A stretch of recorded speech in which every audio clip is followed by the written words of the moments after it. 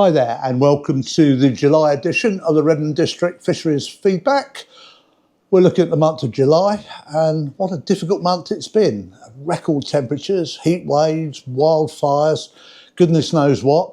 Very difficult fishing conditions. So frankly, I think the members have done pretty well to catch some of the fish they have caught.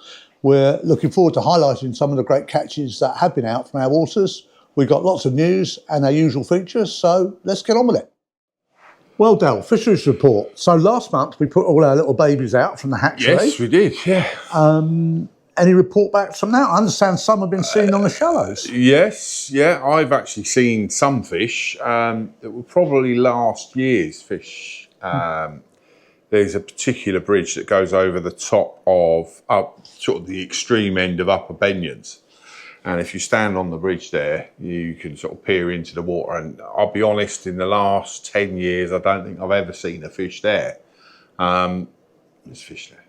Oh. And that's not very far from where we stocked them out last year. So that's encouraging. Yeah, I hear a few little baby barber have been caught up, River. Yeah, someone's been sticking hooks in them as well. It's, you know, that's not part of the plan. Well, not yet, not till they're £3. Now, we put out a 6-month report, which is on the website, so I'll put a picture up now. That gives everybody an update about what we've been doing. It's also a big thank you to all our donors. I think it's probably worth explaining to people, Dale, why we do this, because we need to keep the momentum going. Yeah. Because we've got to raise money every year for that. Yeah. I mean, I've said right from the off that, you know, when I think it was you actually that said it, that the first year it's new, everyone's sort of keen. It's particularly something like this, you know, it's unique, so everyone wants to be part of it. However, the reality is we're not going to start seeing results as anglers for probably 4 or 5 years. So those middle sort of years 2, 3 and 4 are going to be really crucial for us raising funds because you're in the doldrums. Yeah. So that's why we keep banging on about it. That's why we keep putting stuff up. We keep doing updates just to keep it in people's mind because we need that money coming in. Well, I mean, you can't knock the contribution of our members. I mean, I think Richard, the treasurer, said to us last time that the voluntary donation form that went with the club mate renewals, did we raise over £3,500? Yeah, £3,500 so far. I know. So it could be £4,000 by the end of the year. Yeah, I mean, it's blown me away, to be honest. It piles a bit of pressure on, but it's absolutely blown me away. And whether you've given a £5 or a £10, you're loose changing. I actually come into the hut the other day and I picked up we got like a little pot that we sort of people put stuff in for the hatchery fund, and I picked it up and I went, gee, it's full. Yeah. And then you open the top up and there's notes in there and look, the goodwill we've got for this is massive and it's really appreciated. And you know, fingers crossed. Keep it going. It will keep going. Well, thanks for all your generosity, and we'll keep doing the hard work and keep giving the Kennet a fishing future. Moving on to our still waters, I see you and Jim have been busy on Engerfield with the machinery. Yeah, we've had a bit of a slack month this month, to be fair. After the sort of spring and early summer, we've been absolutely flat out, you know, with various other bits and pieces, the cottage lane and this, that and the other.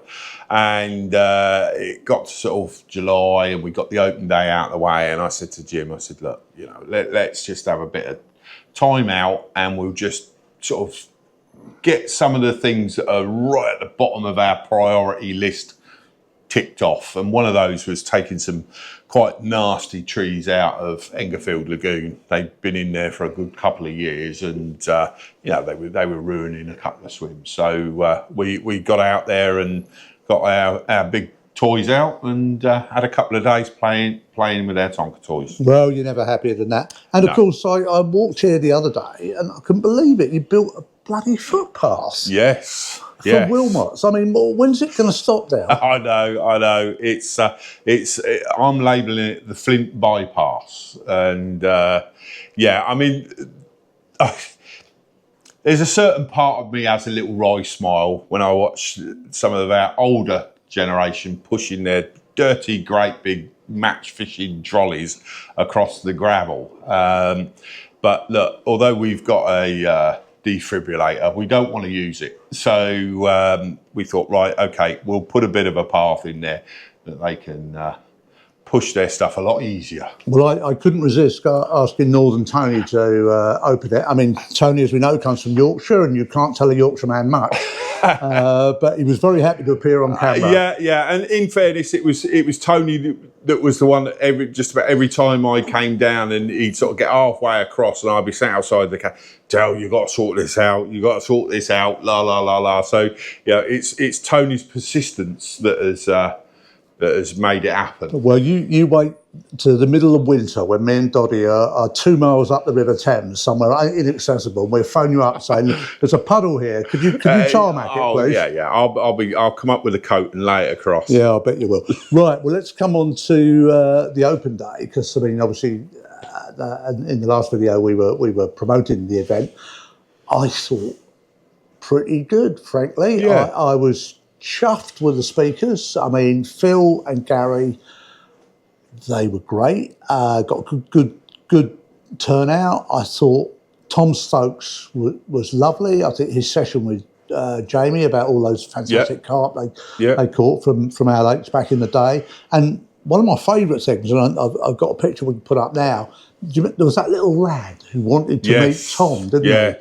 Yeah, made his year, I think. Didn't he? So Tom took time out. But yeah, overall, I think a pretty good day, and I'm really pleased with the new marquees and PA system. Yeah. I think we've now from a sort of behind the scenes point of view as well. It's a lot easier now. We've got a sort of a methodology. We've got a model, and it's the setup and the takedown, and it's not quite as stressful as it has been in previous years. And yeah, it's a good day. It's a good day. It's hard work, but it's a good day. Special thanks must go to all the people that help us out, the celebrity fishermen and what have you. They'll always get the headlines, but there's a hell of a lot of work goes on behind the scenes, from the girls in the CAF, to the bailiffs that do all the parking, help us set and up. all the stall holders as well, of course. Yeah, and the stall holders, without them, it'd be a pretty poor show. But yeah, I mean, we've actually got people requesting or coming to us with a request, can they put stalls here? Which is where we wanted to be. Mm-hmm. The first couple of years I was phoning around people, begging them to come along, and, so we had something to show. Now it's the other way around, so we were obviously doing something right. One of the things I think did work well was not just having the coaching, and that was good as it always is, but actually having a couple of really established anglers. We had, was it Joe from, I forget his name, from Bait Tech. Yes. And our friend Phil Lush. Yeah. Basically catching fish on Wilmots all day long. I think they were competing on the quiet. But what it meant is that people could actually see not just the theory, but they could see it being put into practice. Yeah, exactly, yeah. And they had good crowds of people behind them all day. Yeah. I think, like I say, we've got the model now, and we'll tweak it as the years go by, but I think it's there. I think we can produce an half-decent show now. Fantastic. And the last thing I had on my list was, of course, you had to deal with all the kind of armchair scientists out there telling us when we shouldn't fish and when we should fish. It's probably worth pointing out, and again, I'll put the picture up, we do have proper equipment for measuring dissolved oxygen. And what did your readings tell you? Well, look, we could get into a massive debate about it all. Well, briefly. Yeah. Basically, running water, the stuff that you find on the internet, when you put dissolved oxygen into the internet, and it will give you a load of figures, that's all based on still waters. On a river, it is completely different because there's a turnover of water, so the surface to air is always moving. What we do on a still water is we actually try and replicate what's happening on a river. Mm-hmm. So the chances of a river actually getting to the point where the dissolved levels are harming fish is almost so remote it's not even worth mentioning. There is an issue around about holding fish out, getting fish out of the water for extended periods because of the recovery, and that's more a temperature-based thing. And I think we can take a leaf out of salmon anglers' book, particularly with the barbel sort of fishing. And I think I put a post up on our Facebook page. You know, if you are barbel fishing and you are fishing when it's clearly warmer than you would like, don't take the fish out of the water. You know, just leave it in the water or just unhook, you know, get it out, unhook it, release it. You don't need a photo. You don't need to be weighing it. Yes, we'd all like to keep records and this, that and the other, but a quick snap while it's in the net and release it, or, you know, let it recover and then release it. You know, you haven't got to be parading it in front of the cameras all the time. And I think, you know, with salmon anglers, you know, it's bad etiquette to take a salmon out of the water, period. You know, and I think we can take a bit of a leaf out of their book, particularly with the barbel, and when it's clearly warm. Yeah. Well, I'm not aware of many reports of fish casualties on the Kennet. No. I mean, we did hear on the Wye, we did hear on the Trent, but they're different rivers, they're spate rivers. Yeah. They warm up quicker and the rest of it, whereas Yeah. most of the water from the Kennet is coming out the ground. Yeah, that's it. At a lower temperature. Yeah, that's it. And, you know, there's various, it's shallower for a start. The Kennet's shallower in general, particularly the upper reaches. So you're getting that turnover, air to sort of surface water turnover constantly all the time. Whereas when you've got the deeper, slower rivers, that's a lot slower. They're almost, they react more like a still water than they do. So it's very, very sort of river specific, and you know, we do monitor these things. We don't, it's not like we just go, oh, we aren't interested. You know, there's nothing, you know, closer to my heart other than my family than the River Kennet. And we monitor those things. We wouldn't be doing this hatchery program and going to all that expense and all of that effort if we weren't concerned about the stocks in the River Kennet. Quite. So believe me, if we thought it needed to be shut, we would shut it. Thanks for that. Okay, a couple of other announcements. Better Fishing Academy is up and running. I'm afraid the barbel session, which is incredibly popular with Kev Hargreaves and some of the other guys on August the 20th is full. We've got a stick float session. Well, I say stick float, given the flow, it'd probably be Waggler as well. Yeah. Stick float and Waggler session coming up on the Kennet on August the 9th. That's going to be at Seal. I think there's one or two places available for that. And there are a couple of vacancies for the Thames session on the 13th and the Pike session on Flint on October the 18th. So book in now if you want to grab one or two of those few extra places that are available. Moving on, I think we should probably now roll the gallery and have a look at this kind of mishmash of fish that came out in July. Yeah, exactly, yeah.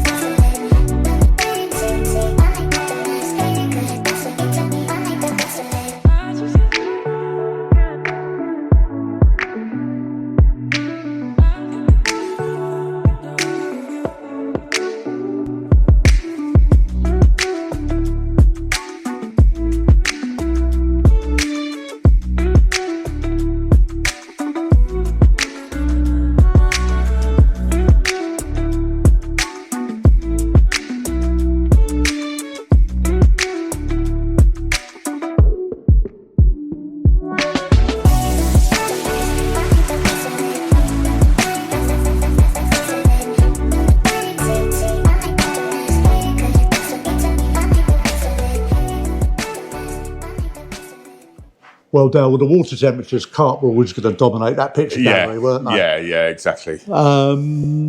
First off, the carp seem to be doing quite well in Brownlee. Yeah, well, there seems to be a lot more people fishing it. I mean, even today, Friday the 1st of August, I think it is, there's a lot of people up there fishing. And I think what happens is people turn up and they look at Wilmots and the particular area they want to get in or whatever. It's busy, which invariably it is on a Friday.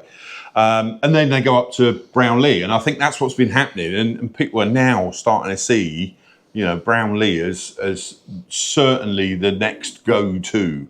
And there's some nice fish coming out. Yeah, I've been surprised what good condition they are, because didn't you thin out some of the carp? Yes, we've always thinned them out because they do tend to get a little bit larger than we'd like in there. And over the last 15 years, we've been sort of thinning them out.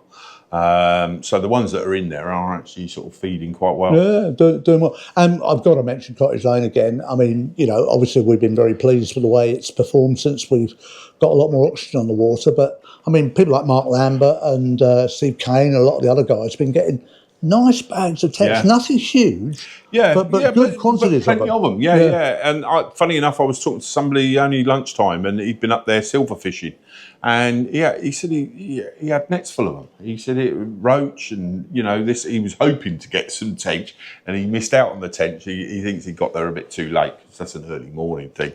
But yeah, plenty of roach, plenty of rudd, perch. He said he's had a fantastic, and this guy comes from Acton. He drives all the way from Acton down to here to fish Cottage Lane. Well, one or two barbel coming out, obviously. A little shout out to Steve Kane. Funnily enough, I had 2 entries towards the end of the month for the Fish of the Month competition. One of them was Steve's. Wonderful barbel, 12 from Lower Benyon, certainly the biggest barbel of the year. Unfortunately, Steve, you've been picked at the post, so we put your fish in the photo gallery, and you can find out in a minute who's won the Fish of the Month. But in terms of the fishing picture of the month, Del, it falls to you, and who have you selected? Yeah, well, there was a couple, and we've now got to the stage where we're sort of looking at the photos, and we're going, well, he's won it.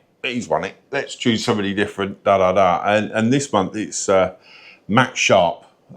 Common he had out of Brownlee, smiley face, absolutely perfect. Made his day catching that fish, and why we all go fishing. So Matt, give us a shout, drop us a message via the Facebook page, and we will get your prizes courtesy of Rod Hutchinson and Bait Tech, and of course the Redden District hat into the hut for you to come and pick up. I done well there because I didn't say Pat. No, you did very well. That's a joke for people of a certain age. You did very, very well. And congratulations from me, Matt. Lovely fish and well deserved. Right, my turn, Fish of the Month. Well, again, I'd had next to nothing come in. 2 days to go, I get Steve's barbel. The next day, I get Tony Graham. Now, Tony Graham is one of our finer anglers. There's no doubt about it. Yeah, I mean, the guy, good lad. He's a lovely fella. He can certainly catch fish. He's had some specimen tench, some specimen carp. He likes his stillwater fishing. And inevitably, he's down on Pinchwood, not an easy water. Nope. In the height of the bloody heat wave, out it comes, 43 pounds and 1 ounce. I think it's called floppy tail. Yes, that's it. That's an X-Junction 12 fish, that one. There you go. So stopped in 2006, I do believe. Right. Well, Tony, you have won it with a fabulous carp. Congratulations. £50 Angling Direct voucher is coming your way, and obviously a trophy. So get in touch with me and we'll organise the handover. And just to remind people, if you do catch a specimen fish, the forms are available on our website. Just click the button, download the form and send it to me, and we'd be delighted to hand out the very generous sponsorship we get from Angling Direct, and to acknowledge, yet another fabulous specimen fish from our waters. Yeah. Okay, now we haven't got Jim. He's off fishing on the wire, isn't he? I don't know quite how he's managed to wangle that, to be fair. But he sprung it on me last minute. I think that was his plan. Spring it on him last minute. He can't say no then, can he? Well, he was around my house nicking some pellets. So hopefully he's having a good day on the wire. So it's down to you and me to do probably one of the more difficult months of the year, which is August. Yeah. I guess, all right, I'll start. My advice for river anglers really would be, look, this time of year, the Thames, if you can put up the boats and the rest of it, so it's worth starting early. The fish are having the hemp on the Thames. We know they are. Michael Jazil's already had a nice amount of roach from Wally. So the roach are having the hemp. If you get down there with hemp and tares and corn, there are some good bags of silverfish to be had, but the river is very stale. There is not a lot of flow. When it comes to your barbel fishing, yep, there's still some wonderful fish to be caught, but it's going to be hard work until the weather changes. So my advice is pray for rain.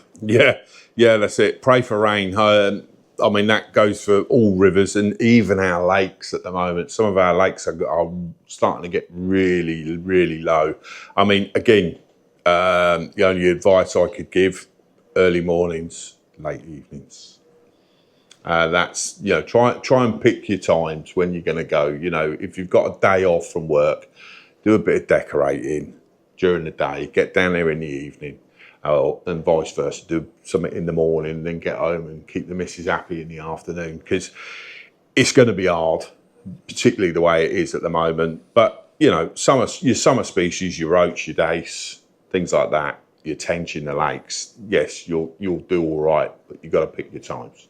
The other thing is, I think, look for those low pressure systems. Yeah, that's it. I mean, normally anglers look for the temperature to rise. Actually, when it's stale like this, you get a drop in temperature and you get a bit of wind on the water. And suddenly the fish turn on. I mean, your weather app is your friend at the moment, definitely. And, just try and plan your trips around that weather app, really. If you see a little bit of a steady drop in pressure or a little bit of rain forecast, plan your fishing around that. And, don't forget your sort of simple baits this time of the year, your bread, stuff like that. That, for me, would be the thing to do. Pick your time, simple baits, and fish for a bite at a time. Yeah. Well, there you go. It's not the most inspiring advice, but hopefully it's useful advice, and we hope to see some results next month. Well, that's it for another month. Sorry for fans of Jim Stansfield that he couldn't be with us. He's busy down the Wye trying to catch barbel. I'm sure Jim will be back next month, and we hope that August is going to be kinder to us. We hope the weather's going to be a bit more gentle, and to be honest, we're praying for a bit of rain because those rivers are low and stale and everything needs livening up. So fingers crossed the conditions are going to be good, and tight lines out there.